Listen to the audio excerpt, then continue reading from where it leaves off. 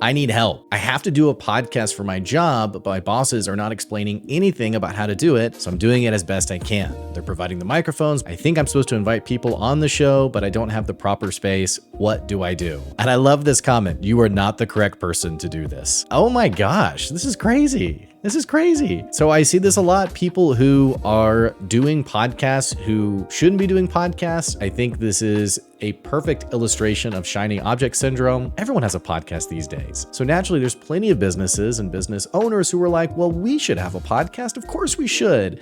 But they never actually stop to ask the question of, do we like podcasts? Do we want to engage in this as a way to generate revenue for our business? I spend more time talking people out of doing podcasts than trying to sell them on a podcast service. I usually ask questions like, do you even like podcasts? And you'd be surprised the number of people who say, well, no, I don't like podcasts. So why would you do one? If you're doing a podcast and you don't like podcasts, or you haven't thought about what this podcast will do for your business, you're in for not a podcast, but the pain of trying to produce something that you really shouldn't have done in the first place.